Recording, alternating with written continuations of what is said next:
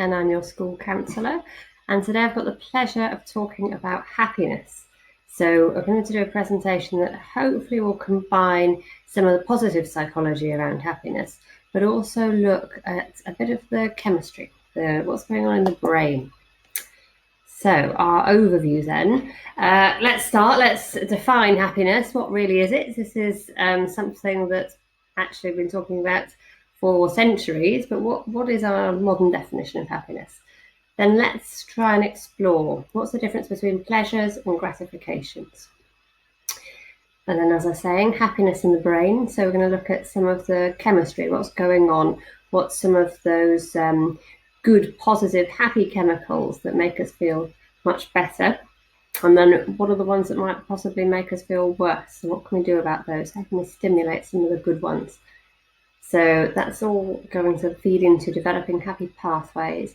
And the pathways I'm talking about are the neural pathways, the circuitry in your mind. Then we're going to have a quick look at the traits of happy people. And I think we'll probably pause there because there's quite a lot of information to digest. So have a quick pause and then we'll go into reflection. So how happy am I? How happy are we as a community? And what can we do to stimulate our own happiness? So a definition of happiness then. As I say, people have been thinking about happiness all the way back to Greek philosophers' times, such as Aristotle. And even then, when Aristotle was writing about happiness, he thought it wasn't just about pleasures. There was still this bit about having a life that was well lived. So that sort of goes into some of our modern day thinking about purpose, about doing gratifying things, about how we actually flourish. And you might remember, it's been a while ago now, we were having those wonderful days about our strengths. And some of the strengths that really make you feel good and working towards those strengths included things like flow, which is really flowing into whatever you're doing. It doesn't have to be academic work. It could be flow into sports or whatever activity, but it's really just sort of being lost in it because you're kind of just enjoying it so much. And it's not about just getting pleasure. It's not doing it for pleasure's sake. It's doing it because it is really gratifying. So that links up with more modern day definitions. We still think of pleasure, but we think about meaning and the participation.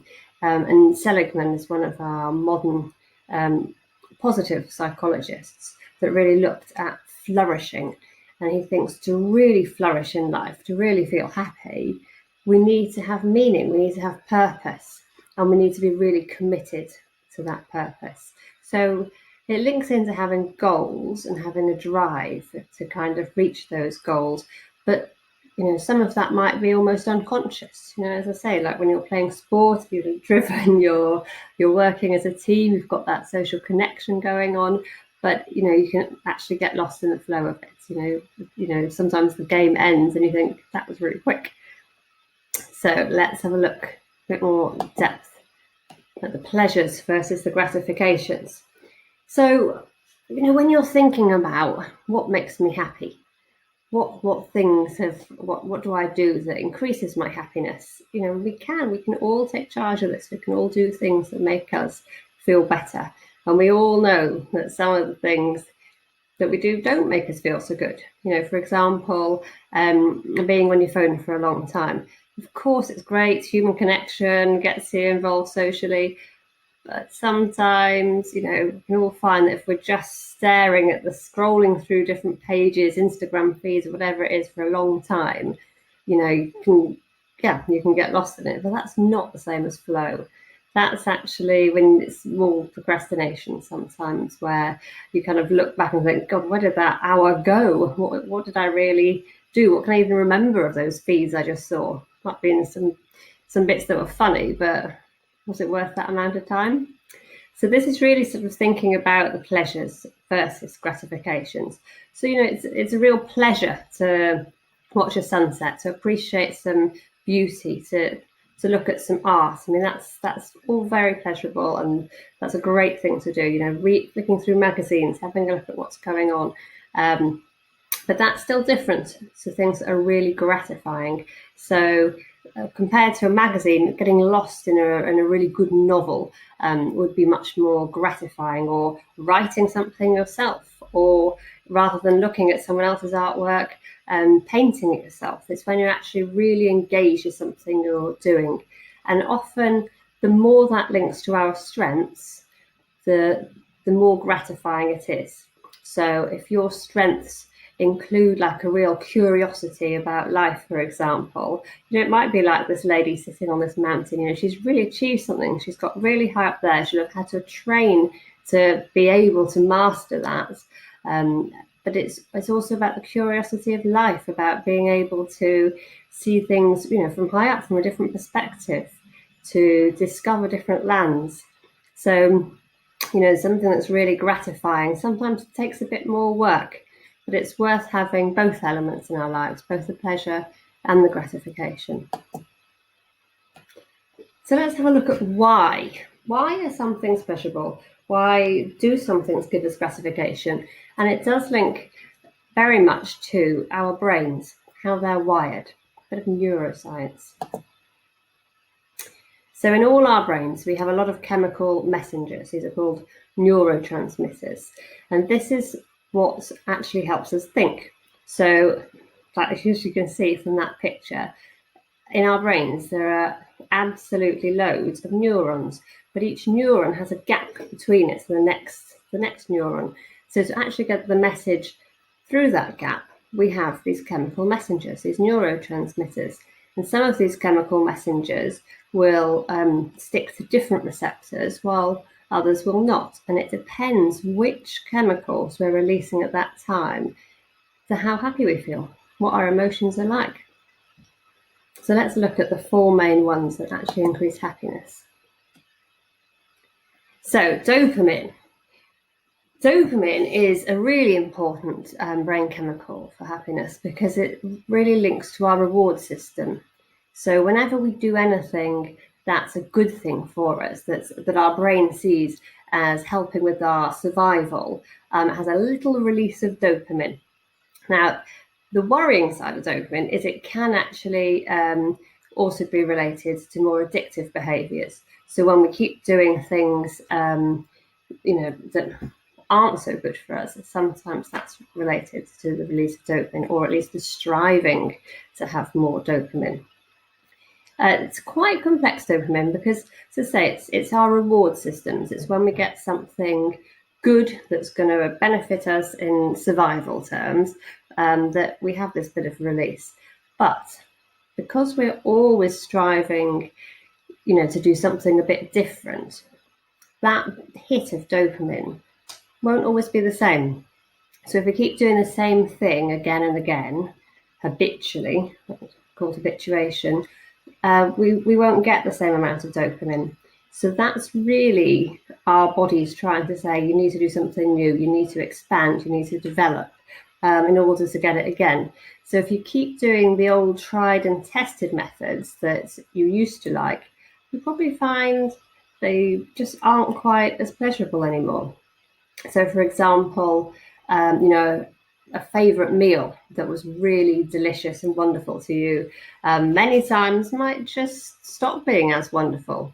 It's kind of your brain's way of saying, let's move on, let's find something new. So we've got to break those old habits sometimes. Now, serotonin. Serotonin is a funny chemical in that it's released when we're the alpha, when we dominate others. And that's a bit of a strange thing to think about in our modern societal terms, because now, we reward people for working together, we reward teamwork, we shy away from this idea of dominance. But actually, when we think back to how our brains were wired and why, it was very beneficial when when we were cavemen, when we were developing, to have a brain that would wire you for survival. And part of that survival would be being the more dominant, because the more dominant person would have the more share of meat, would have the more share of mates. So still to this day, when we have achieved respect from our peers, from our friends, from our colleagues, that'll give a bit of a buzz of serotonin. It's that kind of accolade, that someone else is looking up to you. Yeah, and it will make you feel good. Now, oxytocin. This is a nicer one. There's no one-upmanship with oxytocin. Oxytocin is a brain chemical that's released when we do enjoy social connection, when we're with people, when we feel that belonging.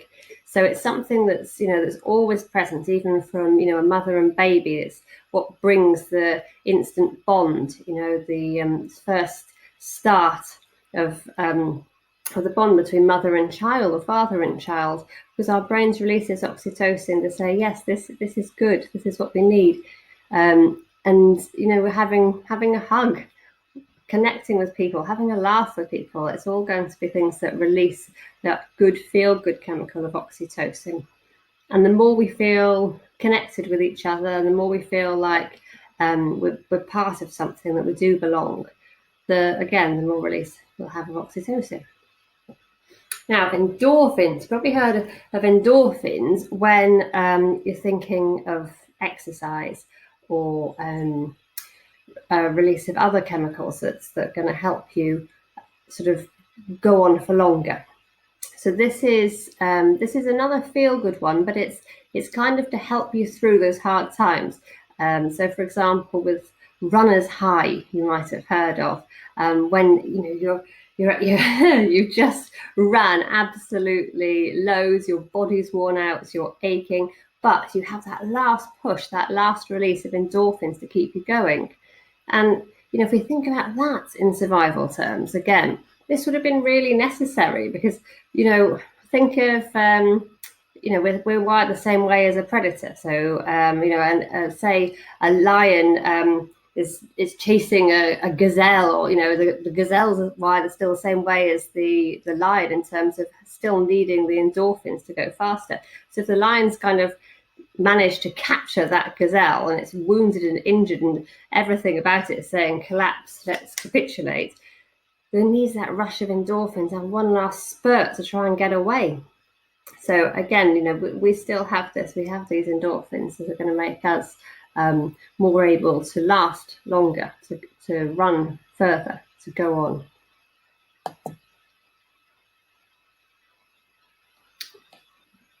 So, linking very much to survival, as you can see when I'm talking about these different brain chemicals, all of them are very much part of our wiring from way back when, and it's incredibly linked to how we needed to survive, to get food, to live in a connected community, to be with other people, because that made our chances of survival much better. Now, it's different nowadays. We're not having to hunt for our food. So although the same chemicals exist, we're having to get it in a different way. So we're having to also stimulate the chemicals in a different way. Now we can just open the fridge and get our food. We're not having to hunt anything down. So again, it kind of makes you think about how we're going to get those feel-good chemicals nowadays in our modern lives. So, as a kind of brief overview of where these chemicals come from, they're mainly in the limbic system, which is sort of an older part of the brain. So this is where those four chemicals are often released. Also, because it is very much about threats and danger, we have to consider the amygdala. Now, the amygdala is a very small, kind of almond-shaped part of the brain, but it's incredibly important. Again, it's been around in our brains for a very long time, but it's there to really detect danger, or nowadays to detect stressors. So when the amygdala detects any kind of threat, whether a real threat or an imagined threat, it starts warning us, and it starts sending out all these different messages to say, look, something's bad might be happening. And that's its way of kind of getting us ready to do something about it. So it's that kind of fight, flight, or freeze reflex. What am I going to do? But of course, Now, because the dangers are different, sometimes our amygdala can get it a bit wrong. Sometimes our warning systems can be a little bit too much. So, for example, if you think of the amygdala maybe like a smoke detector. So the smoke detector is there to just detect you of anything that could be wrong, any smoke that's coming. The amygdala is just detecting of any threat at all. But it doesn't know if the threat's real or not. It doesn't know, like the smoke detector, if the smoke is just a bit of burning toast or if it is an actual fire. The detector's going to go off. It's going to give you that warning. And the amygdala is a bit like that too. So sometimes it can make us start having all those sort of anxious feelings that really affect our bodies, that really affect our emotions, and how we feel physically, an awful lot. But it might not even be necessary. It might not be a real threat, a real danger. It might just be that burning piece of toast. So this is where we need our cortex, particularly our prefrontal cortex, to come into action. I need some water. Have I got any? No, that's brilliant. Well, never mind. So I was going to have a pause there myself, have some water. But our cortex, the prefrontal cortex particularly, is all around rational thinking. Unlike the amygdala, it's not kind of just jumping to protect us. It's kind of much more weighted. It's going to be reasoning things out. So sometimes when the amygdala is really firing high, it doesn't give us time. It just sort of sends us into sort of panic mode more quickly. So we need to do things that are going to activate our cortex properly. Now, a bit different when you're teenagers because the prefrontal cortex doesn't fully start finishing development until you're in your early 20s. So it is harder. It's harder to get control sometimes and to be able to have that pause and think more rationally. So it's really useful to do exercises that will give you a bit of time and space, because otherwise we're going to be having the amygdala running things for us. And that's not what we want. We want the threat system, but we want to be in charge of it. We want to be able to think whether, is this a threat I really need to be aware of? Is this something I need to take seriously? Or actually, when I use my rational thinking, is it something I can ignore? So what happens then? There's happy chemicals, but there's also chemicals that don't make us feel so good. And that is particularly linked to this flight or fight response when the amygdala is starting to get us worried. So cortisol is really trying to get our attention. You can see from that diagram, it's very important. We do want cortisol. It does a lot of really, really important things within our bodies. But it also can make us feel a bit rubbish if it's released when there isn't really anything to do. So imagine, I don't know, there's lots of things that make us feel anxious nowadays. So for example, being in a classroom and imagining that at any moment the teacher might pick on you. You're going to be asked something and you haven't done that bit of work, you don't know, and it's starting to get you really aroused, thinking, oh no, it's going to be me. It's going to be really embarrassing, this. So your amygdala's sensing that threat, and you've got lots of cortisol coursing through your body that's making you need to run to get away. But of course you can't, you're stuck in that room. So the cortisol doesn't go anywhere. It's still there pumping around in you. It makes you want to do something, but you can't. So that's why it's really important to deal with it afterwards, because if you don't work it off, if you don't work off the other hormones and chemical messengers that happen when we are anxious, then they just stay in the bloodstream and they stay too long. So it's really good to do some cardiovascular activity after you've felt any sort of big amount of stress or anxiety, because it will really burn through them, get rid, and you'll be more receptive to the happy chemicals again. Now, the other strange thing about cortisol is it often springs up when we're not really expecting it, when there isn't a threat detected. Sometimes it just springs up after we've had something nice.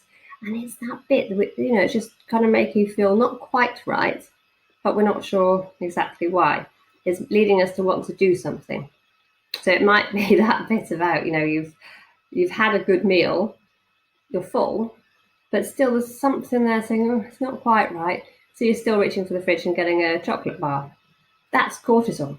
And again, it's part of the survival instinct because it's having you just on edge, just in case, just making sure that if there are any threats, we're there to deal with it, and that we're always going to get something new, something more. It's just nowadays, sometimes it's too easy to get new things. So let's have a look then at the developing brain. So when we're young, when we're children, we've got so many neurons firing all the time, and our brains are just expanding and getting bigger and bigger, and just trying to soak up as much knowledge as we can. But by the ages of sort of 13, we've got a lot. We've got a lot of stuff. Now it's time for those neural connections to be pruned, basically trimmed, because we don't need it all. We don't need it all. We're now becoming much more specialist. So between the ages of 13 to 19, your brain is really integrating really well, and it's becoming, as I say, much more specialist.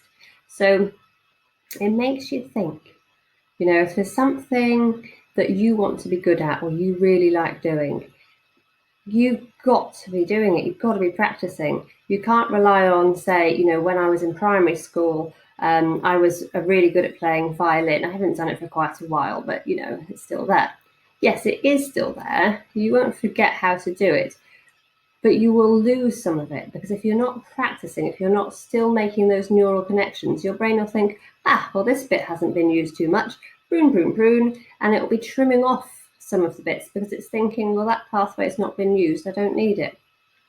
So it is important, when you're a teenager, to do the things that are important to you, because it'll really make your brain hardwired into doing it well. And the other bit of this hardwiring of creating this really integrated brain is called myelination. Now, myelination is a fancy way of saying that your neurons are now becoming sheathed. So they're becoming much faster. So the chemical messages can just go so much faster than they would have done before. Because as well as this pruning, the pathways that are there, that are the brain's deeming these are good ones, these are used a lot, we need to make sure the connections, the circuitry is really fast and really efficient here. So this is the process of myelination. So again, use it or lose it. Use the pathways that you think are important, that mean something to you, because you are shaping your brains right now. It could be that you're shaping them to be very good at video games, or it could be that you're shaping them to be a brilliant swimmer. But what you do will count. It's those pathways that are really being built well right now. So let's increase those happy pathways. Let's make sure that we're doing everything we can to be as happy as possible. So practice the things that have meaning to you. Think about those skills, those things that your strengths lie within. Pay attention to them. Do practice those areas. That is what's going to give you gratification and really make you feel happy. Now, kindness and compassion, if we think about the chemistry, the science behind the brain, that's the oxytocin. That's the bits that's really going to be firing. So, make sure you do make time for others, people that are important in your lives. It's really easy to let it slip. Guilty of it myself. But it doesn't just benefit them. It might seem like a chore at the time, but it's actually excellent for us. It really benefits our health and our happiness. And my head is blocking some of this, but promoting integration to strengthen your brain. So when I say the integration here, I mean the integration between this prefrontal cortex, this thinking part, and the less rational, more alarmist pathways to do with our survival instincts in the amygdala and the limbic system. So we really want to just have a pause, to just, rather than acting on impulse, because we know that is just driven by our survival mechanisms, but just pausing, having a breathe, having a think. Is this something that I really need to be worrying about? Is there anything else I can do? Do I need to act on impulse? Because that's just having that pause and this time is really going to help develop your prefrontal cortex and make you much more able to do the rational thinking. And studies into adulthood will show that some of the skills now linked to both happy and intelligent people, people that are able to fulfill their lives well, is some of these other skills, and it very much linked to being able to pause, to reflect, and not acting on impulse. So it's really good if you can do kind of what we call mind-sighted exercises that allow you to think about your own thinking and not just jump in. It's going to be of enormous benefit.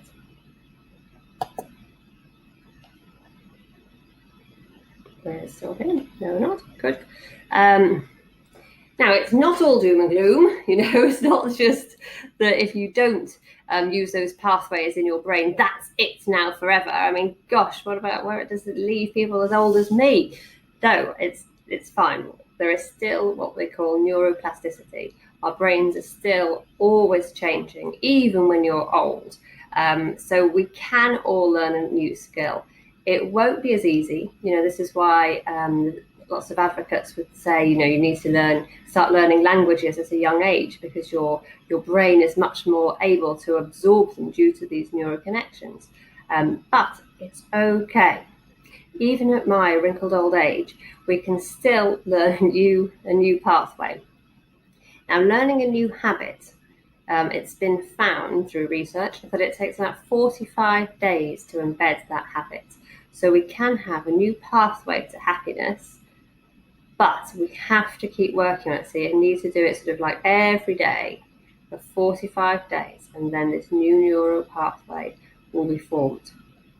And if this is based on your strengths and the skills then that really matter to you, then again, it's going to give you more gratification and lead to more long-lasting happiness, more long-lasting pleasures. So it's really worth working at. It's really worth learning something new and creating a habit. And I guess when we think about habits, there's lots of different habits. Some are healthy habits. Some, we fall into unhealthy habits. Of course we do. And at the moment, when we're all stuck at home, it's even easier to fall into some of the unhealthy habits. So I think just being really honest with yourself and having a look at your own kind of, I suppose people like Seligman would call it like a mind platter. That what are you doing? Are you finding balance in your life? How much of the things that your brain needs are you doing, like sleep, for example? But also, how much are you doing in terms of learning new skills, of connecting with others?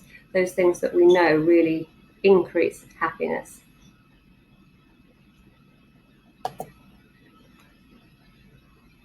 So from daily habits to happy traits.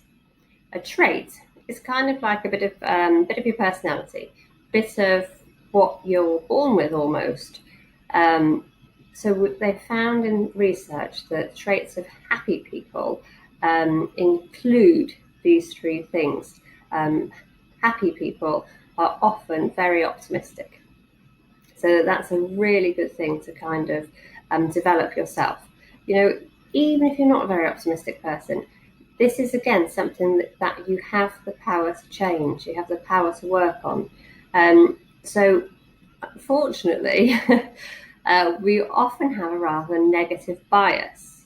We're often thinking about the worst thing that's happened today rather than the best. So for example, if I were to go shopping, I haven't been shopping in ages, But imagine I had that delight of, wanting to go shoe shopping. I would get a bit of pleasure from it, of course. And I was going in 5 different shops. In 4 of those shops, the staff have been nothing but wonderful. They've been really helpful. They'd come out with lots of different sizes of shoes for me. They've been absolutely lovely. But in just one shop, they didn't seem so helpful. They weren't great. They maybe were a little bit rude, maybe surly. They didn't really want to help me that much. Now, when I go back home and I witter on to my poor husband about this, I'm not going to tell him about the 4 wonderful people that were great. I'm going to concentrate on that last one that really I didn't like. And that's our negative bias. That's us focusing a lot of attention on the thing that didn't go so well. So despite there being far more positive in that experience of shoe shopping, I'm looking for this negative one. And this is why, unfortunately, news stories have become the way they are. There is a lot of, there's almost a wanting to show all the most upsetting things that are happening in the world. So this is something we need to not only be aware of, but seek to combat. So deliberately focusing on the good stuff that's happened that day. I know we've done a lot about gratitude recently, which is really useful. But actually, like studies have shown, for example, in school-age children, that if they do a task where they go home for a month, every night, think about what went well today. What did I like? What did I do? What was it that I did that was good today? And just doing that repeatedly every day, that's been shown to start swinging. So you have got a more positive framework to be looking at. And of course it helps, so you're not going to sleep churning over, ruminating about what went wrong, but you're actually thinking about the good stuff of that day. And maybe even linking on to what will I do tomorrow? What next? What's my next goal? So giving you more focus. So don't ignore the good things in life. Very much linked to this being optimistic, but also linked to just making sure you see what's been great. So pushing on with your own goals, the things that are going to make you feel happier. Very much, it is very much linked to optimism, but really focusing down on what has been good for you and what you can do to make it even better next time. I know you all do this very well in work, so we can do it in our personal lives too. And looking forward, not back. So of course, keen advocates of reflection over here, but we don't want to dissect things too much. It's very easy to look back on a piece of work or, even more so, a conversation you've had with someone and start thinking about, what I didn't do well. Why was I like that? And dissecting it in a very negative way. Well, that doesn't help. Okay, have a little think about maybe I might do this differently next time. But keeping on looking back with regret only hinders, only makes us unhappy. It doesn't actually get us anywhere. So looking forward, being forward thinking, what am I going to do differently? What's the good conversation I'm going to have with someone tomorrow? How can I make this piece of work better? But always going forward.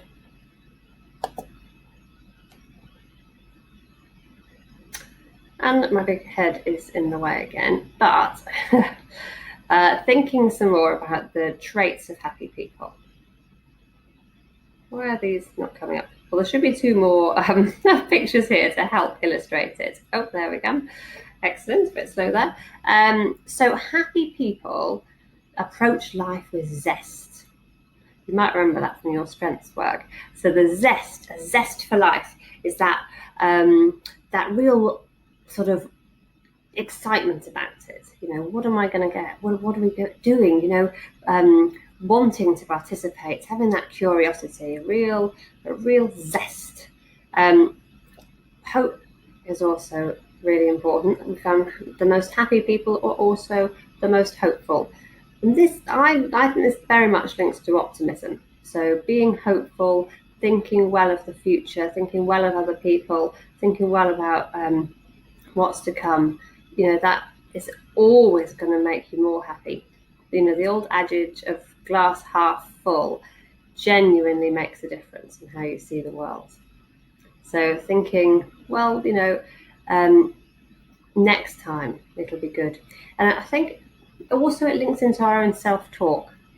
If you're of the habit of seeing things as, oh, that always happens to me, oh, that person doesn't like me, that teacher doesn't like me, this, I'm always picked last for games. If you're adding those deterministic words like always, then you're already seeing the world through a very negative framework, and you're already casting yourself as that, this is always going to be a bad thing. Whereas if something happens, like I am picked last for the sport, miserable, it's horrible. But if it's I was picked last this time, but next time maybe there's other people that are coming back that are worse than me, I don't know, but a way that it's going to be better, a way that it's going to be hopeful, or that teacher really didn't like that bit of work I handed in, has given me lots of feedback to prepare, but last time they really did like that submission by me, and I can make it much better this time. That hope, that seeing it as, when things go wrong, it's a one-off, it's not fixed. So then finally, being grateful. People that are grateful, people that do think about just the day, what is it today that I've enjoyed? What am I grateful for? And it might be as explicit as, someone else did something lovely for you, but it might just be grateful, to be free, to be able to decide what you want to do with your spare time that evening. It might be grateful when you see a bird outside that, makes you feel happy. It's that bit about just pausing, being aware, being in the present moment and taking it in and thinking about, these are the bits that make me grateful. These are the bits that I'm thankful for, that I feel lucky to have.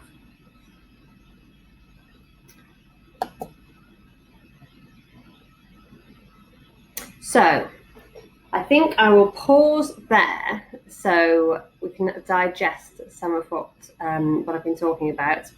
It's quite a lot. We've rushed through different brain chemicals, different things we could do to stimulate those chemicals. And next, we're going to have a brief look at ourselves. And of course, asking the question, am I really happy? How happy am I? And then we're going to have a look at how we can increase our own individual happiness by applying some of what we've just talked about. So applying some of the positive psychology and the bits that we know will stimulate our own happy brain chemicals.